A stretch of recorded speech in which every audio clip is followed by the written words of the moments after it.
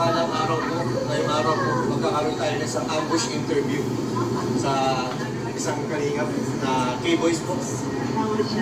Na sikat ngayon. Walang iba, kundi si Papa Joms. Ayan. Ayan si Papa Joms. Papa Joms! Nagtatanungan lamang tayo.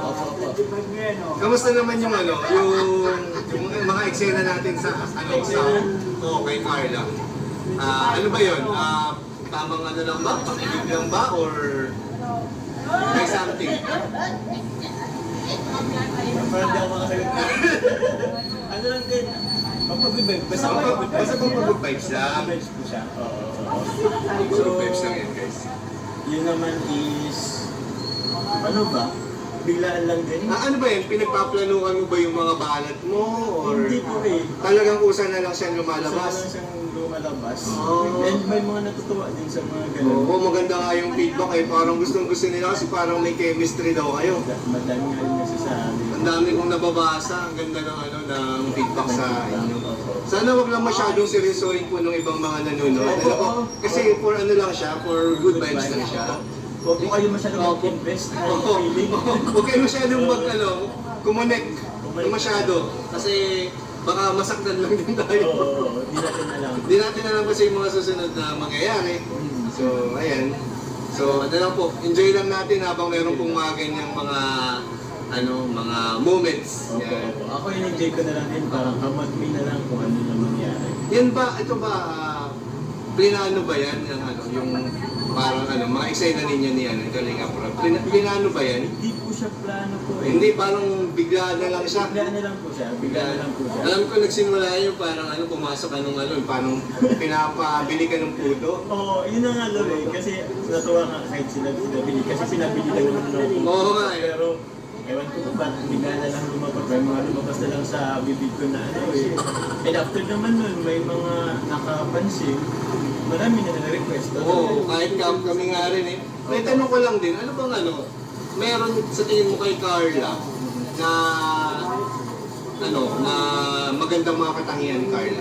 Maganda siguro yung yung pagiging Pilipina niya in a way na mahihain. Oo. Oo. Kasi, totoo yan. Diba? Diba yan? Ganda kasi pag gano'n, tipo may man, o yung though okay lang naman yung iba sila very loud sila, pero siguro mas prefer ko lang yung Oo, mas siya, mas rin, magandang kasama rin kasi maingat siya sa mga sa sinasabi niya. may sinasabi. Yun po. Yun. Thank you, Kuya Joms. Thank you kayo na. Maganda nga po ito mga kanina. Yan. Matulog na po si Kuya Jomar. Hihintay po kami pinakalinga pero sa ngayon nandito sila.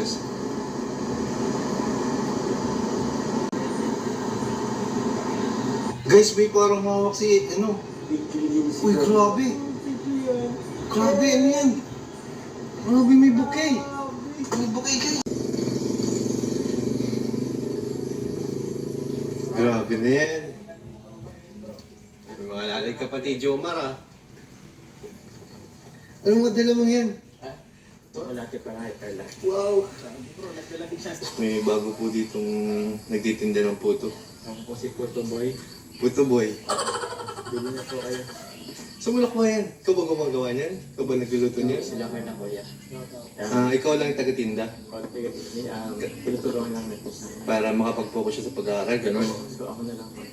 Baka hindi na rin ako mag-live. Ano na po ako sa kalimot po? Alis ka na para makatulong ka na lang kina Carla. Full time po ako kina Carla.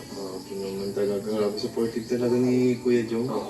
Ayan, sana maubos mo yan bro. Ayaw po, ang dami na rin trabahador dyan.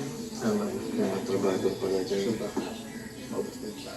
Sana nga bro. Good luck bro. Sana ako kumita. Oo nga. Malaking bago. Kumita. Ano? Ganda mo